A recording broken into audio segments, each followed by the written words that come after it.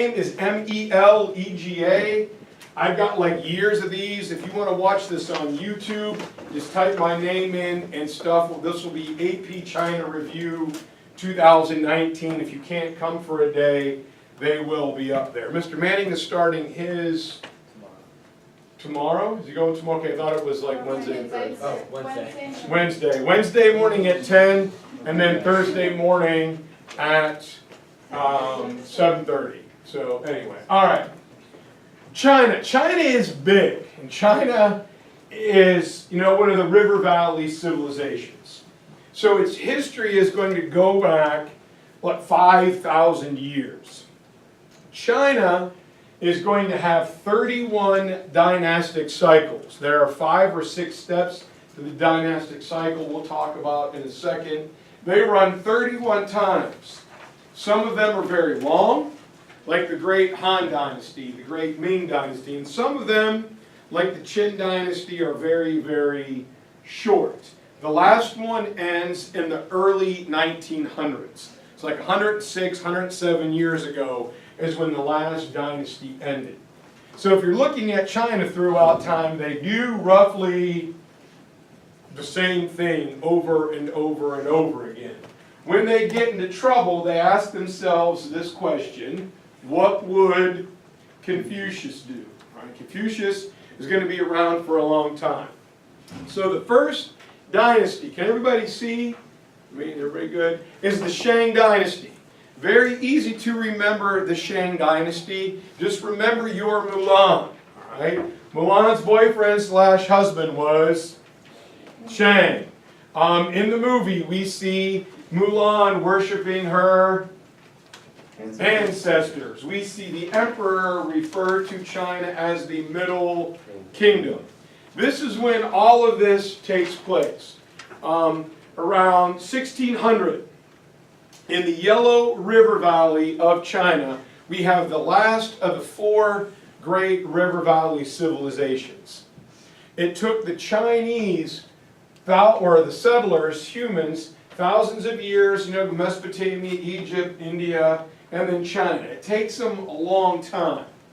So the river valleys are thought of as happening simultaneously, but China gets started a little later just because of their length. They've got to get over there. And the Yellow River causes a big problem. It's also known as the River of Sorrows because they cannot dam it up.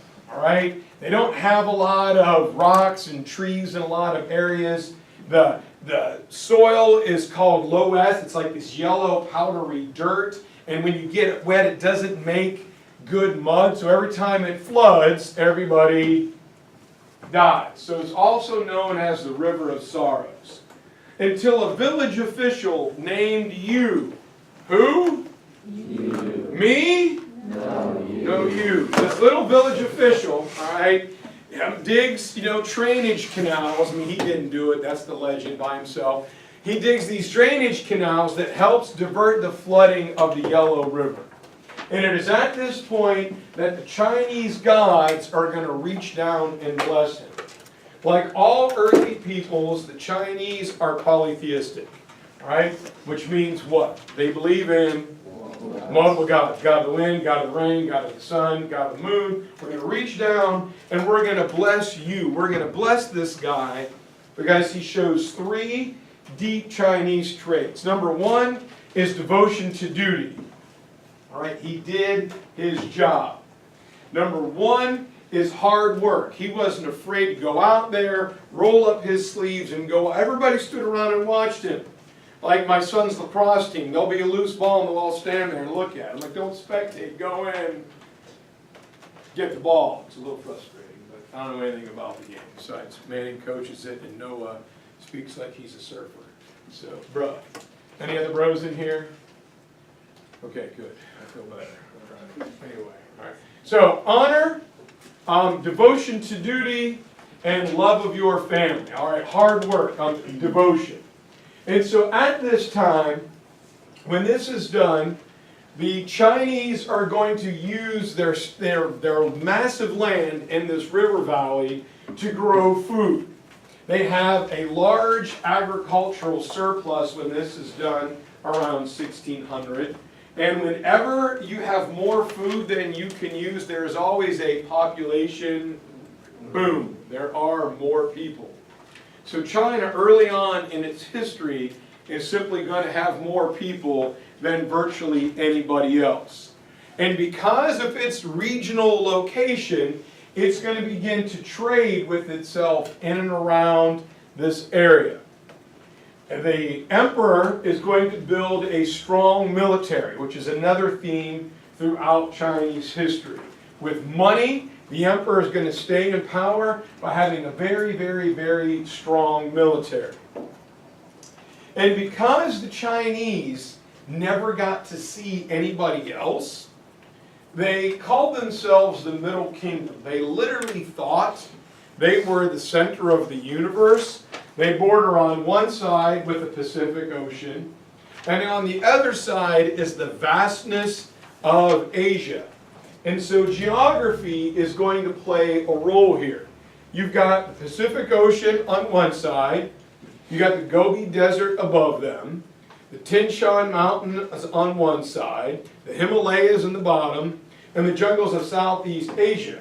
So to get to China, you had to go through massive geographic barriers, so nobody did. That was too hard work. The heck with that. All right, so they called themselves the Middle Kingdom because we are clearly the center of the universe. So for a long time, this makes China ethnocentric. They were isolated. Look, we're the chosen ones. We only have ourselves to worry about. A couple other big things to note at this time. We talked about their polytheism. Everybody's going to be polytheistic. The one thing that China adds extra to it is this little thing known as ancestor worship. Where, remember, your Mulan, instead of praying directly to, the king of the gods, the ear of the Lord of heaven, you could pray to your past ancestors. Early Chinese saw heaven and earth as a single plane. And so they had this connection to their ancestors who could speak to the ear of the Lord of heaven and ask for non-greedy help, right? You could ask for, help the crops to grow, help keep us safe, those type things. You couldn't be greedy and ask like, ooh, I want to win the lottery, or, I want to be, the best in the village. It had to be non-greedy. I explain it the way Roman Catholics use a saint, all right? Growing up a little altar boy, so, you think you can't pray for yourself 24 hours a day, so you ask a saint, like Mary, Joseph, Peter, somebody who, who's in the know. They can pray for you 24 hours a day. It's a unique thing that the Chinese do throughout their history. Couple big things the Shang are going to help invent. Number one is the wheel. Massively important invention that will be diffused throughout the world. We need the wheel. The thing that makes China a lot of money throughout time is silk. Hence the name of the greatest trade route of all time, the Silk Road. And the early Chinese are very good at working with bronze, combination and alloy, and they're able to make, weapons, tools, and vehicles out of the bronze. Another theme with China is the family. Focus on the family. Families are all important. And eventually, China is going to see itself as an enormous family, an unbroken chain from the emperor down to the poorest peasant. Think of Troy and Gabrielle. We're all in this together. All right, there we go. You guys too young for High School Musical? You guys get? All right, I don't know what Manning does, but I'll throw some modern references in there. You are not in your essays to write, hey, the Chinese were like Troy and Gabrielle in High School Musical. All right, don't do that. It's funny, but we'll call you dumb. So please don't do it. Not really, but unless we know it's you. So anyway, that does happen. So anyway, all right, now, am I going too fast? All right. Here's where the dynastic cycle is going to start. The top of the cycle, think of 12, number 12 on a clock.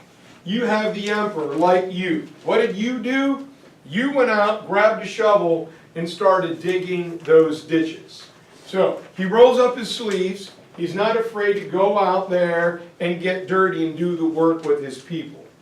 He redistributes land to his peasants. He makes sure everybody has enough food to eat, make sure they have a place to live. He builds the army to make sure the people are defended, and everybody is good, right? Everybody is happy.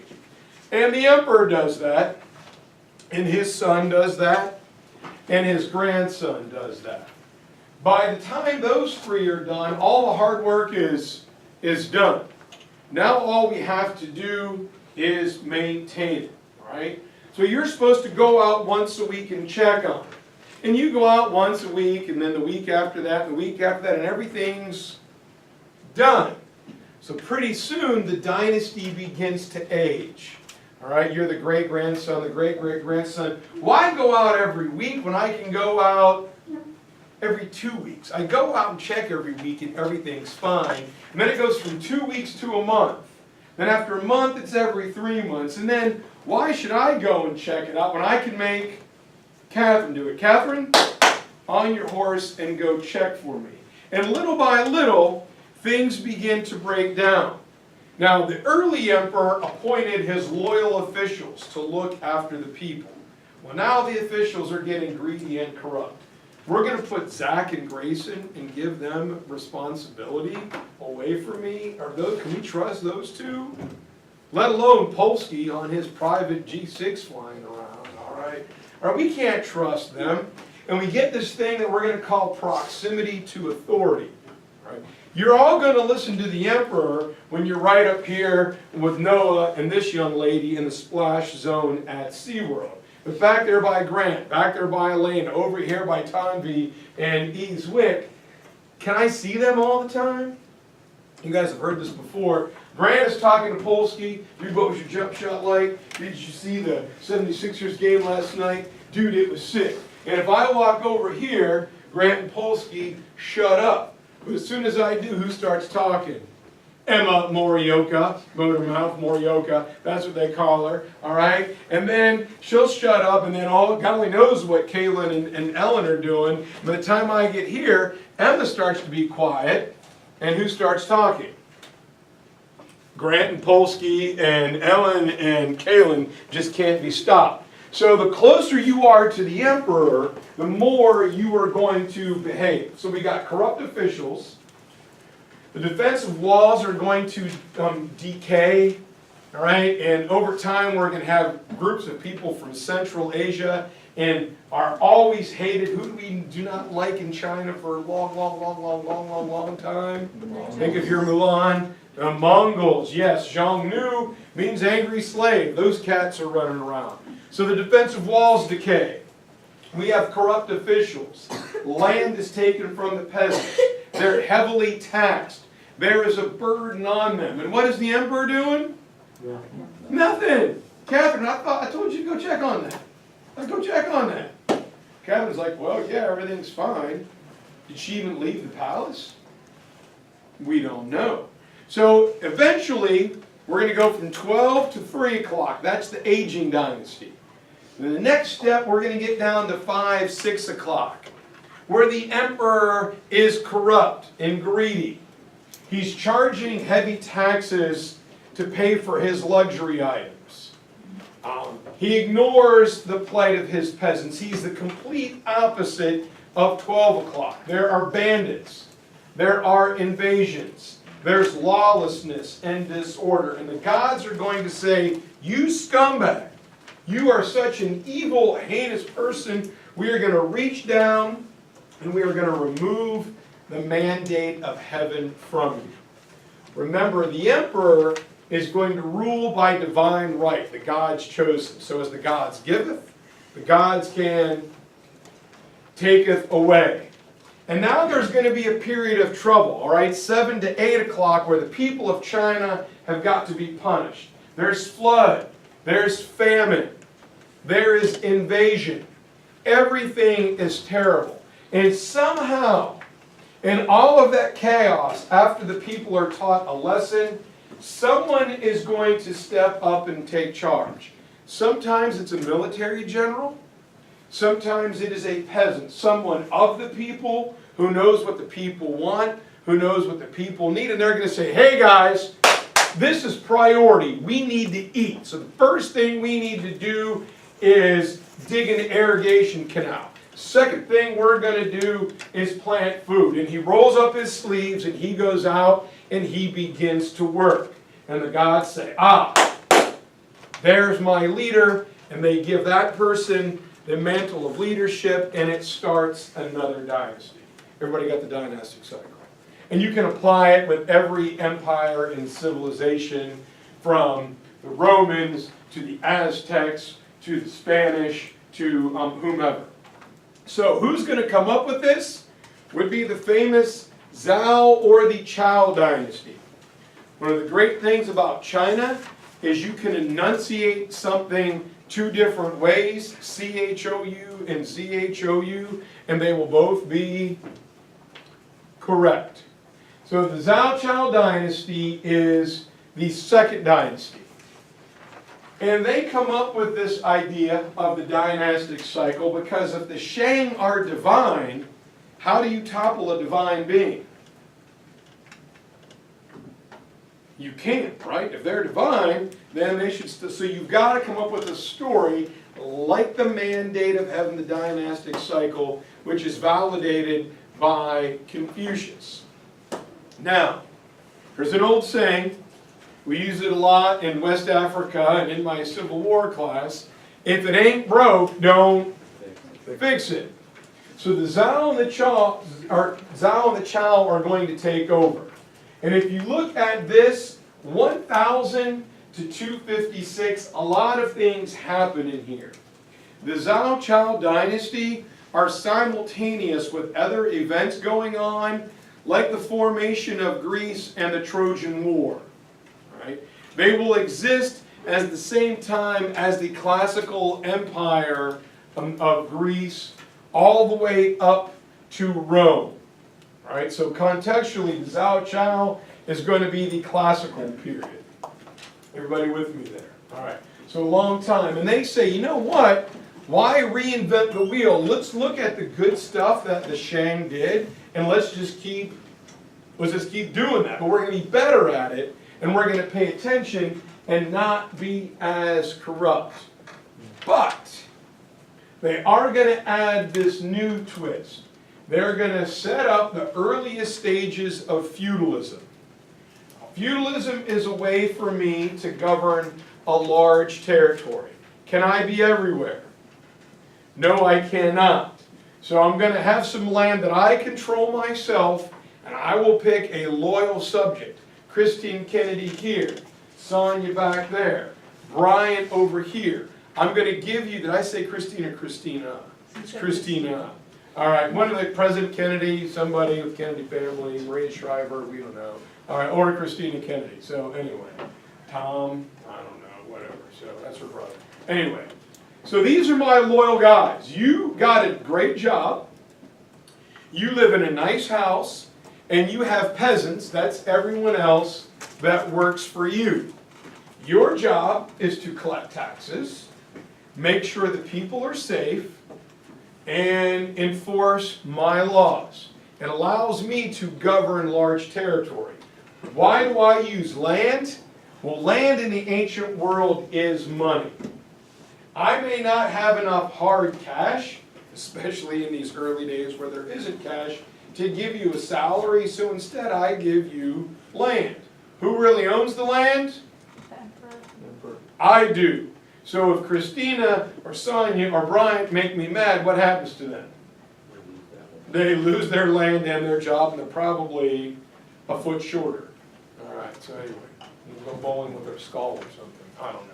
So anyway, so we're using the feudal system. Here is where we get nowhere in the ancient world is the gap between rich and poor greater than in ancient China. The wealthy lived in nice, like, pagoda cities, and the poor people, I think of like Eeyore from Winnie the Pooh, like living under those little like sticks. They're literally living in holes in the ground covered with like bamboo. So, which might not be bad unless it rains a lot, and then you live in a pool. So anyway, all right, Zhao Dynasty done. Any questions? All right, next we have this nasty era. Sometimes when the people are really bad, it takes a very long time for us to get a new emperor. So we have a period of time known as the Warring States era, where it's chaos. There's a civil war. Northern China is fighting southern China, and eastern is fighting western. And who's caught in the middle? The poor peasants who are getting their crops and livestock and homes destroyed, and it's just chaos. And China kind of splits into different regional spheres. China's big. It's hard to get all over the place. There are two primary dialects and dozens of smaller ones, Cantonese and like Mandarin. And so these regional states try and come up with their own little government. They're trying to like specialize and take care of their own little area. But God, we're all Chinese. Why don't we get our act together and unify? And unification sounds good, but it can come at a cost. With the great Qin dynasty, right? Zhao, after 800 years, dies out. And the Qin dynasty is China's shortest. In the old school, we said when you got hit really hard, you got to take one on the chin. All right, so C-H-I-N or Q-I-N.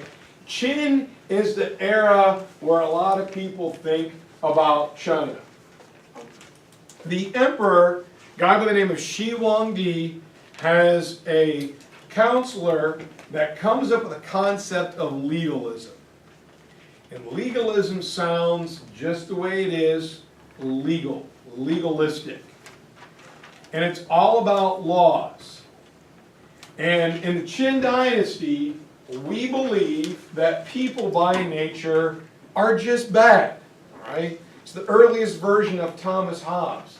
You guys want to be good, but you're just greedy and corrupt. What motivates you is rich rewards. And what prevents you from doing wrong is swift, harsh punishments. Bam! All right? I'm going to lay the wood to you. All right? If I do this enough, you will learn not to do it. All right? So, the greatest incident of this, 1996, was when the young man was caned in Singapore for vandalizing police cars. The whole world were like, oh my God, the poor kid. And I'm like, dude, he knew. So, take the caning, all right? The punishments were swift, they were harsh, and they were severe, all right? We don't have time to play around. You get this strict discipline. It was very militaristic. Shi Huangdi was a general, and he ends the Warring States era, and he's a military guy. So he likes order. General, colonel, major, captain, first lieutenant, second lieutenant. So he sets up the entire government along militaristic lines.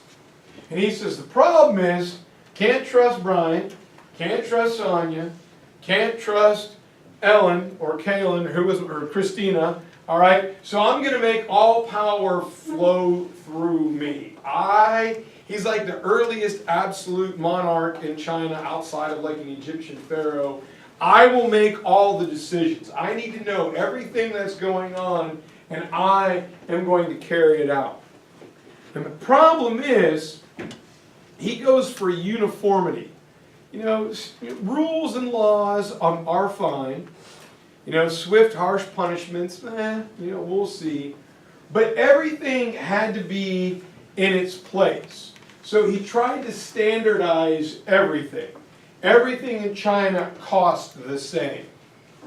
You bought stuff by purchasing it on a scale. All scales had to be certified by the emperor. Your axle lengths on your vehicles all had to have 4-foot axles. So when they drove down the road, they drove in the same lane, they only made 2 grooves. So the workers could go in and fill those potholes in so the road was always smooth. I don't want 2 foot, 3 feet, 5 feet, 4 feet. It was a little bit too much. I'm like, dude, like relax a little bit. But no, there's got to be order from chaos.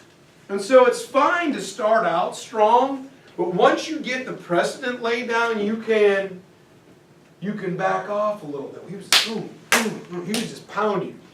So, a couple of good things he does. Number one, he standardizes the Chinese written language. The Chinese, their written language, we complain about 26 different interchangeable letters. Well, in China, you got over 10,000 characters to memorize. And in its most simplistic version, changing the angle or the slant of a character could change a positive to a negative or a compliment to an insult. So young students who are educated, who learn how to read and write, have upward social mobility. We see this in China early on. So hundreds of thousands of people threw their peasant boys into school. Same thing happens in Mesopotamia, because if you passed and your son got a job, well, guess who got to move out of the poverty-stricken fields with him? The family. If you wrote neat and untidily and were a screw-up, you got beaten. Like me when I was young, Sister Mary Teresa, when we wrote untidily, she'd make us hold out our hands and she'd whack our hands. And I'm the idiot who said, Sister Mary, did you ever think if you didn't hit my hands, I might be able to write better? And her response was, hold out your hands. So after a while, I just, but you guys don't really do this. This is serious, but you guys don't like laugh at all. Wow, you're like first period all over. All right, so awesome. First period special. Right, first period, guys? Yeah. You guys are hardcore. Yeah. All right, you lead the league in a lot of statistical categories. So anyway, so what's that? I can say that on camera. What's that? First period. Yeah, first period knows. Yeah, I mean, I don't hide anything from them. First period, what do we lead the league in? Absenteeism and tardiness. See, we're good. Woohoo! Right? Guinness Book of World Records is how we do it. Let's go. All right. So standardizes the written language.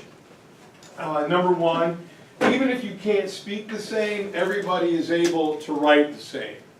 The terracotta warriors, Shiwangdi, Little Wonky, his magician said to live forever, take these fancy pills. They're called mercury. It's going to make you feel really good, all right? Or die, but you can live forever that way. And he wanted his tomb guarded by all of these warriors, which are cultural treasures in Jian. Then they broke a bunch of them in the 1970s. I'm like, what's wrong with you? He also is the guy who connected the Great Wall of China. It was a bunch of small miniature walls, and he had the idea to connect the whole thing over 5,000 miles long. It never really worked, but man, it's cool. Like, we really like the Great Wall. And also, he is the one who began to validate the Chinese philosopher of Confucius. And Confucius says, I'm going to go sports analogy here, sorry for those of you who aren't sports oriented.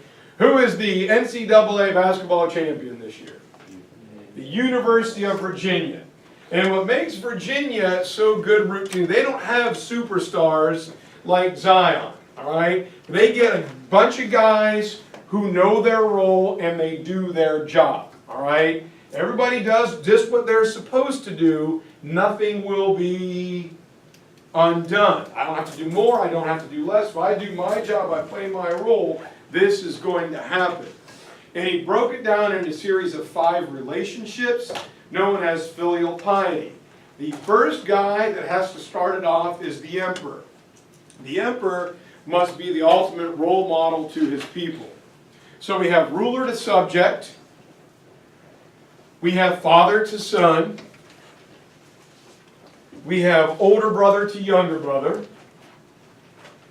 we have husband to wife, and we have friend to friend.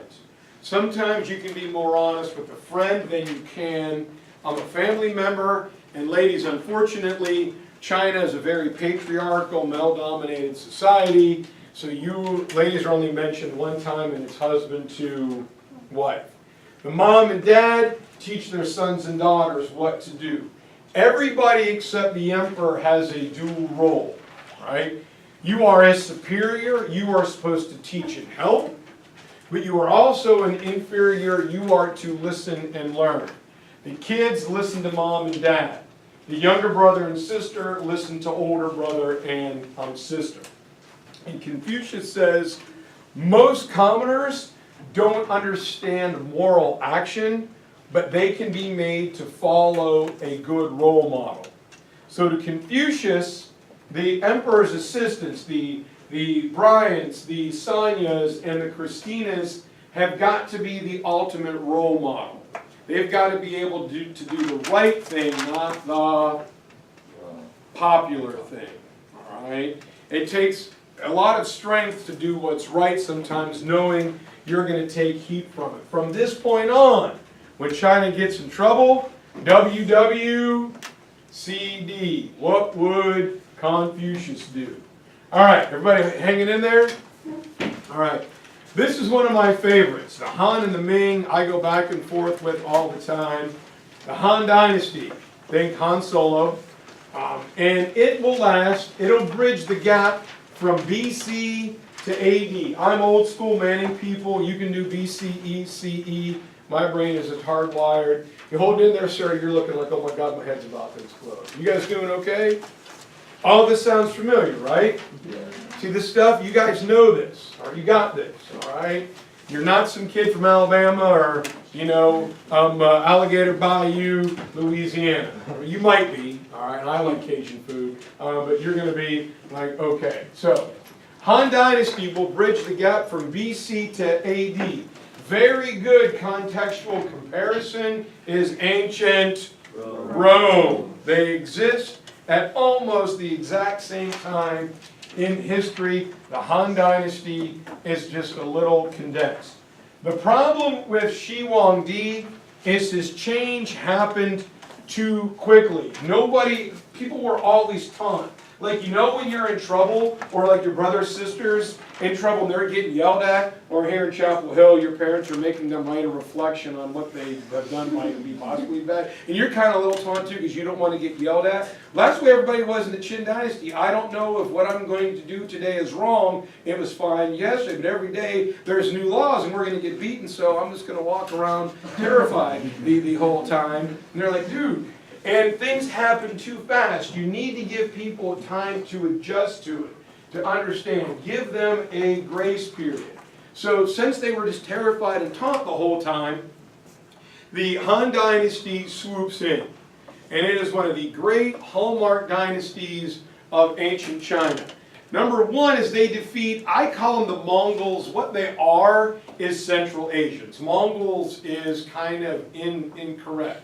We're tired of the Mongols always lurking around, Central Asians coming in because we're trying to trade on the Silk Road.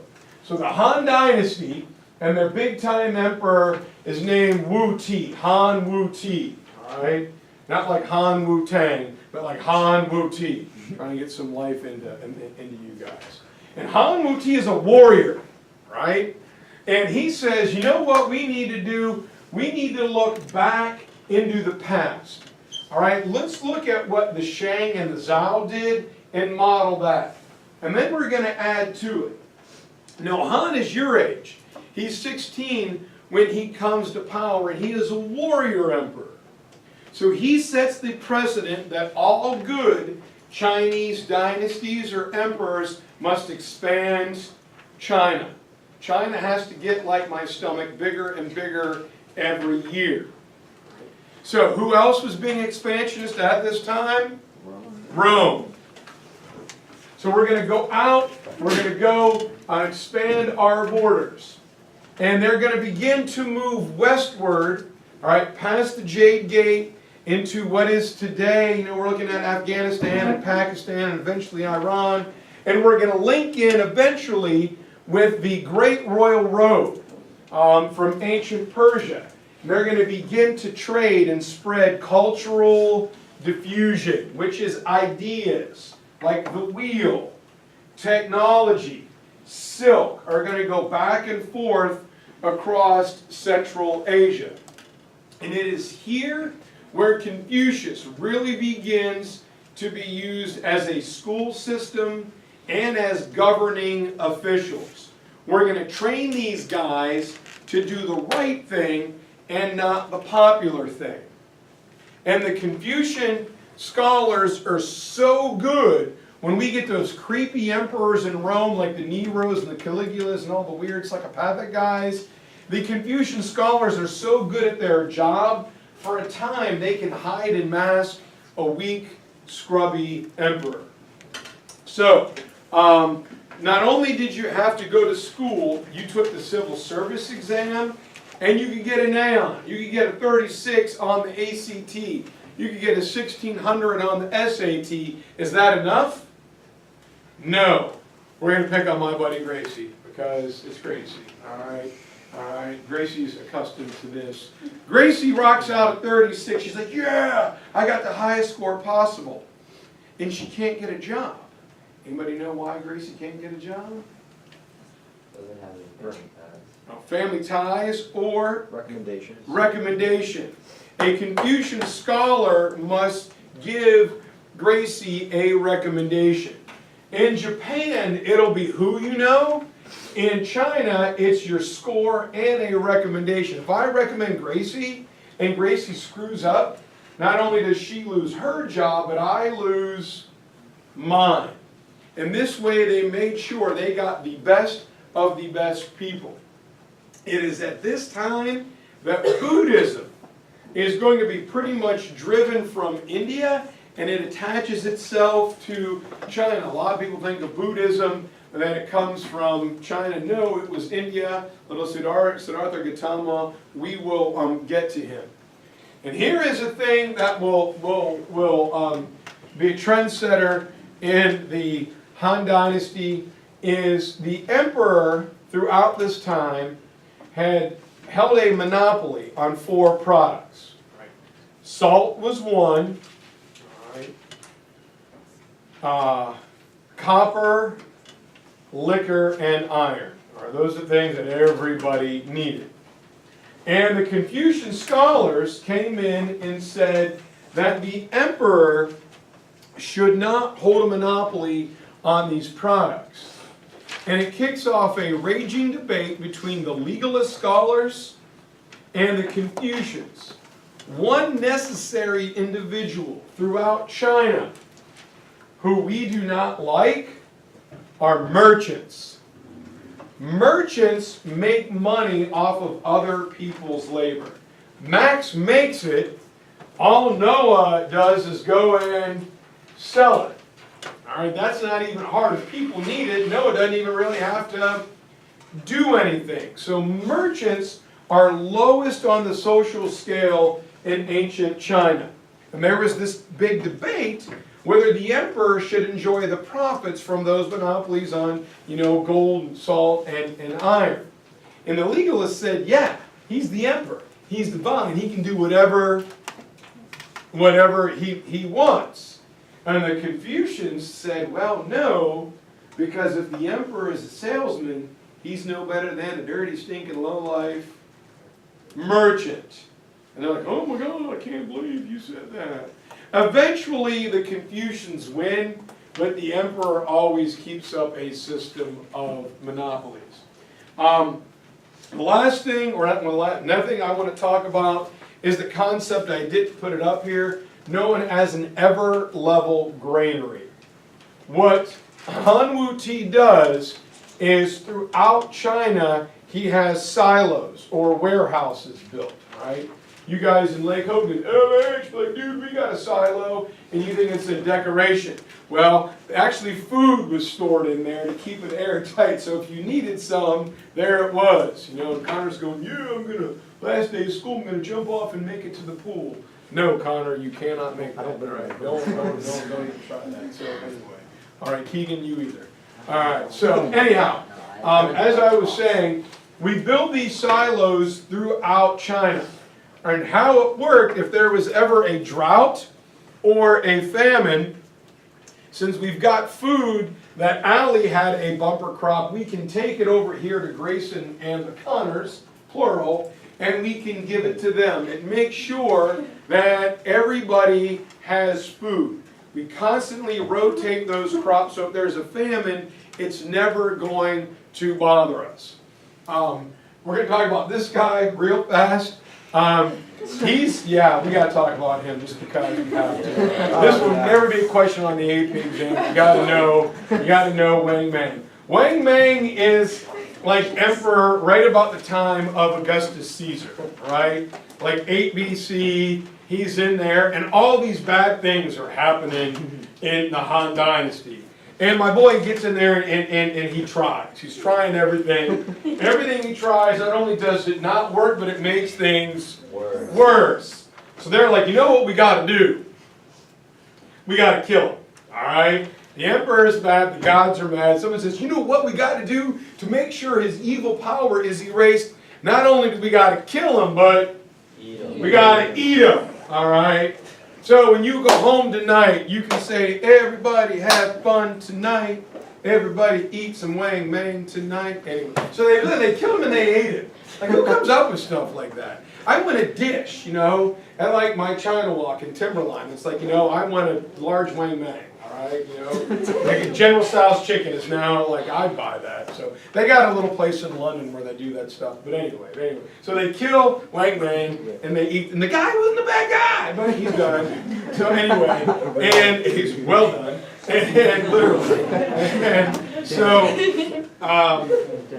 a distant cousin of the Han family takes over, and they keep the Han Dynasty going for another 200 years. Crazy good inventions during this time. Number one is the invention of paper, all right? Better than Egyptian papyrus, but legit paper. It's easier to write on, quicker, faster. You can record more information.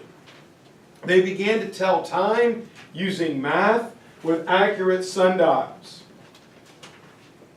Using astronomy, Chinese will have an accurate calendar of like 365 and 1/2 days, nearly identical to the one we use. My favorite thing, which didn't give you a lot of warning time, but it was still cool, was a giant ceramic like Weeble Wobble, and it had different dragons in it. And the dragons had a marble in their mouth. And if it wobbled, there was an earthquake coming. The size of the marble that fell out of the dragon's mouth meant the more severe the earthquake was coming. Back then, could it help you a whole lot? No, but at least it is something. And an early version of the magnetic compass. All right, so if you were lost, you know exactly where you are going. And the stern post rudder. Before this, to steer your ship, if you want to turn right, you got to paddle. It's like a canoe. You got to paddle on the left. To turn left, you got to paddle on the right. Well, now you have a steering chain or a steering oar that helps you navigate the ship much better. All right, any questions? This is synonymous with Rome. Oh, I meant to ask, does anybody need a late bus pass? I got like a stack of them. I don't know if anybody's doing that. Okay, all right. You guys got 15 more minutes. If you have to go, you guys can go. I'm going to keep on going, never be bashful about that. Here we get the Sui dynasty, Sui, Tang, and Shang. 589 to 618. This is synonymous with the fall of Rome, the Byzantine Empire, just about to the start of Islam and the heart of the Dark Ages of Western Europe. Here, after the collapse of the Han, we're going to have about 300 years where again we're very unstable. In the Sui, once again, okay, what did the previous guys do that work? Let's copy that. A strong central government. The emperor must have all the power. Once again, Brian and Sonia and Christina got corrupt, so things fell apart, like that book your sophomore English teachers make you guys read. That's impressive. All right. That's nice. Little violin, harp, cello. I don't know. All right. Biggest thing about the Sui is they build the Grand Canal. It links northern and southern China to different geographic regions. It is the longest canal dug with pure human physical labor in the world. I'm going to give you a bizarre Malaga analogy. All right. I like peaches. Peaches are delicious. All right. Where do peaches grow? Trees. Georgia. No, you're not allowed to speak anymore. All right. In what region of the country do peaches grow? The South. Think Georgia. Think South Carolina. I also like ice cream and maple syrup. Where do we get that? Vermont. So with the Grand Canal, we could bring peaches from the South and maple syrup and ice cream from Vermont and have peach ice cream topped with maple syrup. I don't know how people do that, but all right. Or like pancakes with peaches, or a good peach cobbler and be like Canadian, and dump like maple syrup on there and be like, all right. So anyway, all right. But before that, you couldn't get the peaches up fast enough before they brought an ice cream. Well, it melts by the time you get to Philadelphia. So, all right. But now we can integrate. We have this super highway where we can ship northern and southern products back and forth. Problem is, well, as people are out there with a shovel, you know, mucking in the dirt. What's the name of that song? I don't know, but it's awesome. It's got me fired up. All right. The emperor is living a life of luxuries. People are out there breaking their backs, and he would float down on a barge eating food, and he would just throw it in the water while his people are starving. So he doesn't survive, that dynasty doesn't survive very long. This is when Buddhism will spread rapidly throughout China. Confucian philosophy and Buddhism follow the Eightfold Path, you know, right thought, right understanding, right speech, all of that kind of meshes together. You guys want to do a religion review one day? Yeah. One not breath. Okay, religion review? Okay, we'll do, guys tell me that day we'll do religion and philosophy one day. Keegan, what are you doing? That's freaking me out. Oh, no. No, I don't know either, so don't do that. He's always All right. freaking me out. All right, I'm talking as fast as I can and trying to be coherent. Just don't look at him. This is when the emperor is assassinated. This is one of the few times where we kill an emperor in China. Kind of hard to kill a divine being. This is the last time where we see a dynasty end in violence. You guys good? Yeah. You doing all right, man? You're looking at me like, this guy's... Yeah, all right. I really am. I just fake this. All right? I watched the YouTube and memorized it. All right. So, all right. This is a big one. This is the Tang dynasty. Tang and Song are kind of that next golden era of Chinese history. 618 to 1279. So, contextually, the Tang dynasty, 618 to 907 in Western Europe. What's going on? The Dark Ages. Things are, so they're terrible. Like, you know, David Wallace says on The Office, the Middle Ages can, it's terrible. Notable things, Charlemagne, all right, if you want to use that as contextualization in an essay, the power of the church. Also between 618 and 907, yes sir, Just to be sure, that's when Islam was like spreading really fast. is the birth and the spread of Islam. All right, you got the, oh, I need to go back to the Han Dynasty for a second, remind me. You've got the birth and the spread of Islam growing and expanding, that is your big one. There's also the Byzantine Empire, and there's also the beginning in West Africa. Around 800, we're really going to get to see the Kingdom of Ghana grow. And over in the Americas is the heyday of the Mayans. It's Maya and Miguel. All right. Han Dynasty, I forgot. When they went hardcore on their expansion in the late 200s, the Chinese did not make it over to Rome. But the Han, going after people from Central Asia, shoved barbarian groups, the Mongols, Central Asians, westward. Those Central Asians went farther west and pushed people like the Huns into the Vandals and the Visigoths. So think of a domino effect. The Han attacking and expanding their empire over 200 years forces barbarian groups over into ancient Rome and helped Rome's collapse. So I forgot to throw that in there. Tang, back to them. Rise and the spread of Islam is great context. The Shang dynasty, another big one. You've got the Crusades, the High Middle Ages. We got the Crusades. You're also right up to the beginning of the Renaissance.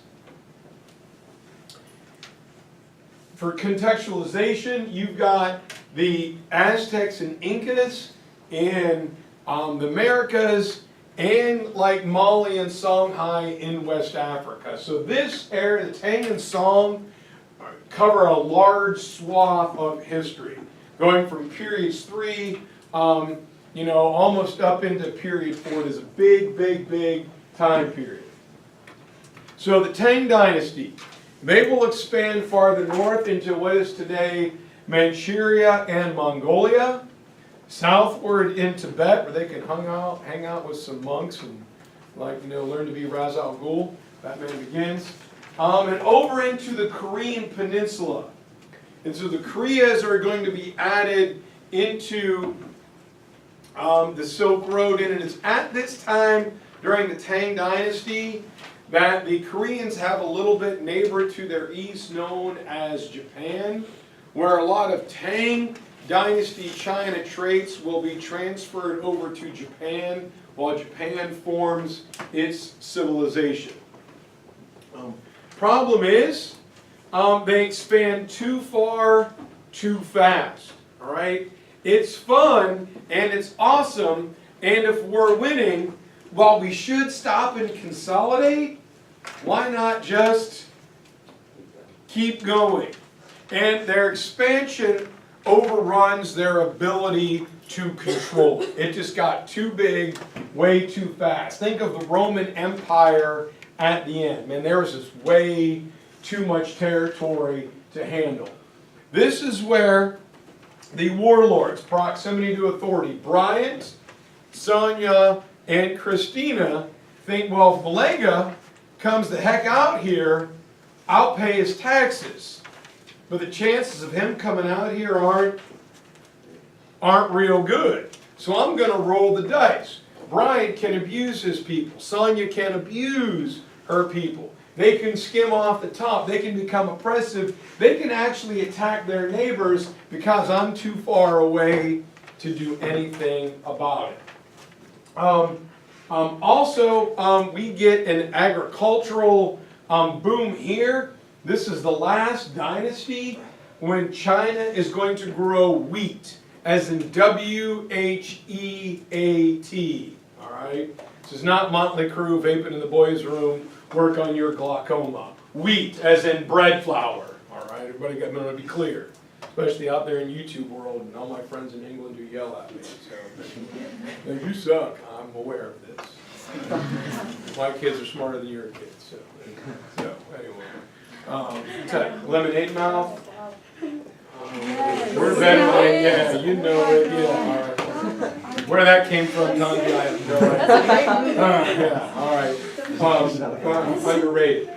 Next, we're going to go to the Song dynasty. And the Tang and the Song are kind of interchangeable. You can see the ending of one and the beginning of another aren't far off. And yes, sir.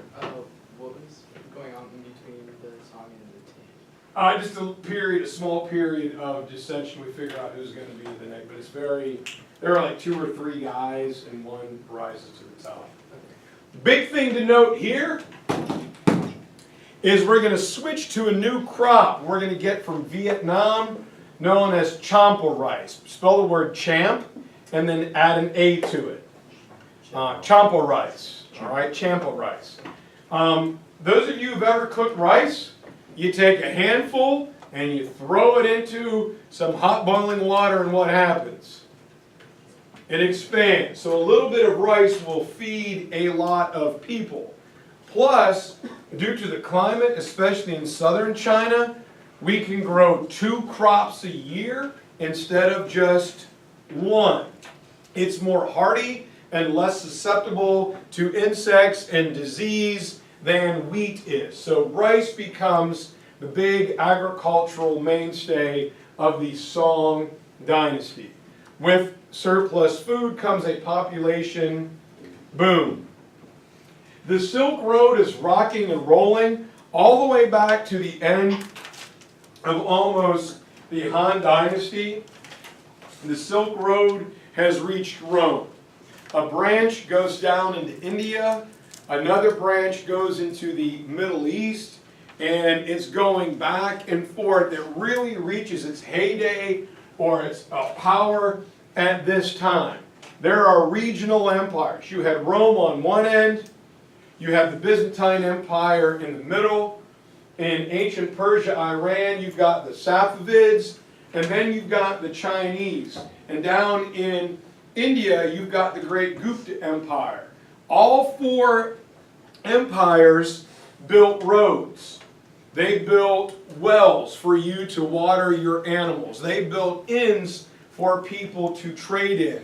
And as you went back and forth across the Silk Road, you were protected. At the end of this time, that's going to topple the Song dynasty, is going to be the great army of Genghis and Kublai Khan. And the saying was, a fair maiden could put a pot of gold on her head and one end of the Silk Road and then walk unmolested to the other end because you were interfering with business. And if the Khans got their hands on you or those smaller regional empires for messing with business, you had a really bad day. The Khan's favorite way of killing criminals who mess with business, number 1, wrap you in a Persian rug, throw you out on a prairie, and stampede horses over you so you could hear them coming and feel the vibrations, and then, oh man, Or the other one, if you were really super bad, they would tie each limb to 4 horses, take you out in the middle, whack the 4 horses, and all of a sudden you are a torso. So anyway, you see that happen 2 or 3 times, and you're like, you know what, I just won't be a criminal. All right. It's kind of usually how that works. All right. The Song, excuse me, too much vaping. God. All right.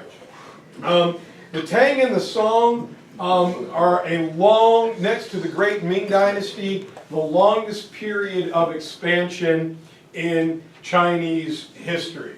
The Mongols, however, come back, and the Song are toppled by Kublai Khan in 1279. Both of these things share all of these accomplishments. Number 1 is poetry, some of the beautiful, elegant Chinese poetry that, along with their landscape painting, like rivers and streams and trees, shows the Chinese always had that deep sensitivity to nature. The Chinese believe everything must be held in a balance. Light, dark, male, female, sun, moon, everything must flow easily together. Wooden block printing